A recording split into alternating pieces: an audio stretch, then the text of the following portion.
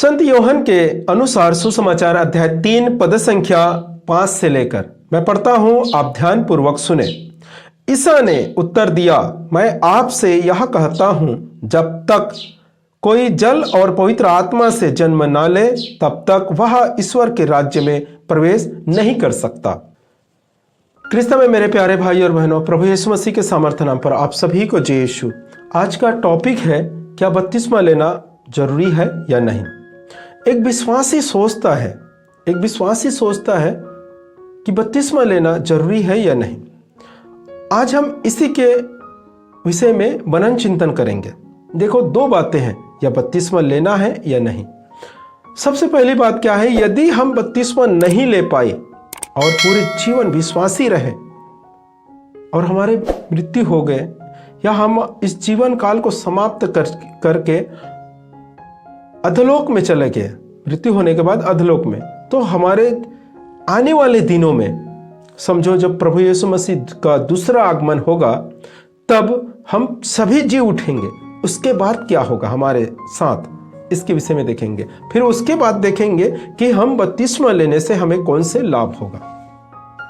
तो सबसे पहली बात मैं आपको बताना चाहता हूं मेरे प्रिय भाई और बहनों, यदि एक विश्वासी विश्वास करता है, विश्वास करते हुए जीवन बिता रहा है, हर संडे मिसा के लिए, प्रार्थना के लिए जाता है, दशमांश देता है, ये सब चीज करता है, और वो जीवन भर उसने बपतिस्मा के लिए इनकार किए, बपतिस्मा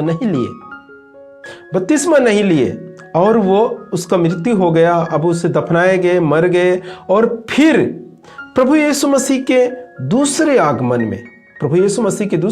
में जब न्याय होगा तब उसके साथ क्या होगा, यह आज हम परमेश्वर के वचनों के अनुसार देखेंगे। देखो, परमेश्वर के वचन में लिखा है, जब तक कोई जल और पवित्र आत्मा से जन्म ना ले तब तक वह ईश्वर के राज्य में प्रवेश नहीं कर सकता। यहां पर क्या लिखा है, जब तक कोई जल और पवित्र आत्मा से जन्म ना ले। जन्म का अर्थ है बपतिस्मा लेना, और वो बपतिस्मा नहीं ले पाए तो वो ईश्वर के राज्य में प्रवेश नहीं करेगा। और उसके लिए फिर दूसरा कौन सा रास्ता है, सिर्फ दो रास्ता है, एक तो स्वर्ग कहा जाता है, एक नरक। तो ये दो ही रास्ता है इंसान के लिए। जब मरने के बाद, उसका न्याय होने के बाद उसे दो रास्ता है, उसके लिए दो विकल्प है, दो ऑप्शन है, या तो आप स्वर्ग राज्य में प्रवेश करेंगे या अनंत आग में। तो आपने तो बपतिस्मा लिए ही नहीं, जीवन काल भर आप विश्वासी ही रहे, चर्च जाते गए, प्रार्थना में अटेंड किए या दशमांश दिए, सब कुछ किए, लेकिन बपतिस्मा नहीं लिए। तो आपके लिए क्या है, दूसरा यहां पर लिखा है, जो बपतिस्मा लेगा उसे ईश्वर के राज्य में प्रवेश होगा। और बपतिस्मा नहीं ले पाए आप, तो उसके लिए दूसरा ऑप्शन क्या है, अनंत आग में डाला जाएगा।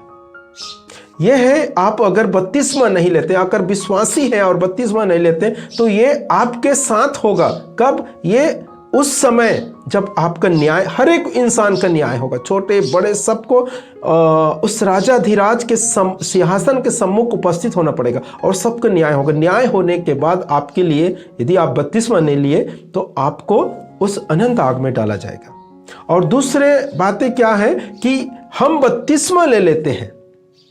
दूसरी बात क्या है, बपतिस्मा लेते हैं हम लोग, जितने लोग बपतिस्मा लिए हैं अपने जीवन काल में, और जीवन की समाप्ति पर जब प्रभु यीशु मसीह का दूसरा आगमन होगा और फिर सभी जी उठेंगे और सब उस राजाधिराज के सिंहासन के सम्मुख उपस्थित होंगे। उसके बाद न्याय होने के बाद जितने लोगों ने बपतिस्मा लिए हैं, अर्थात पवित्र आत्मा का छाप लगा है, वो स्वर्ग राज्य में प्रवेश करने का मौका मिलेगा। उसको अनंत जीवन के लिए मौका या अधिकारी होना पड़ेगा। तो ये है प्रिय भाई और बहनों कि यदि हम बपतिस्मा नहीं लेते हैं तो इसका परिणाम है, हमें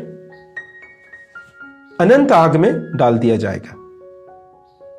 हमने बपतिस्मा के विषय में यह भी देखते हैं कि बहुत से ऐसे परिवार हैं, मैं आपको बताना चाहता हूं कि बहुत से ऐसे परिवार मिलेंगे जो माता पिता बपतिस्मा ले लेते हैं और बच्चों को बपतिस्मा नहीं दिलाते। बहुत से ऐसे परिवार हैं। ऐसा कभी नहीं करना चाहिए। ऐसा भूल से भी नहीं करना चाहिए, क्योंकि हम जब बाइबल में पढ़ते हैं क्या बोलते हैं प्रेरित चरित्र में, तो वहाँ एक खोजा के बारे में लिखा हुआ है अध्याय 8 में। उसने तुरंत जब फिलिप उसे समझाए कि आप जो पढ़ रहे हैं वो प्रभु यीशु मसीह के बारे में लिखा है, और उसने हम सब के लिए सूली पर चढ़ा, तीसरे दिन जी उठा और फिर वो स्वर्ग गया। तो उस खोजा ने तुरंत बपतिस्मा, एक क्षण देर ना करता तुरंत बपतिस्मा ले लिया।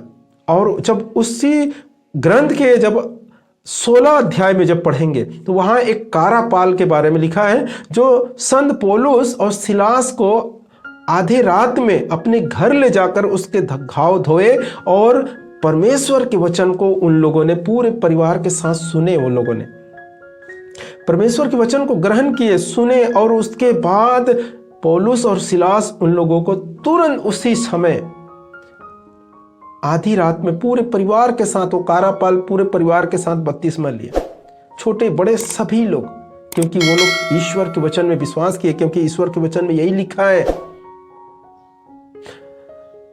जब तक कोई जल और पवित्र आत्मा से जन्म ना ले तब तक वह ईश्वर के राज्य में प्रवेश नहीं कर सकता।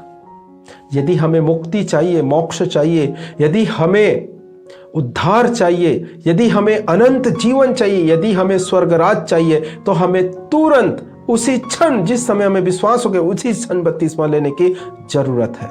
उसी क्षण बपतिस्मा लेना है, उसको कहते हैं विश्वास।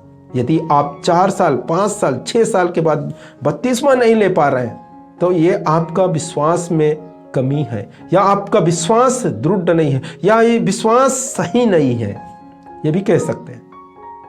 मेरे प्रिय भाई और बहनों, हमें विश्वास किए है उसके अनुसार चलना पड़ता है।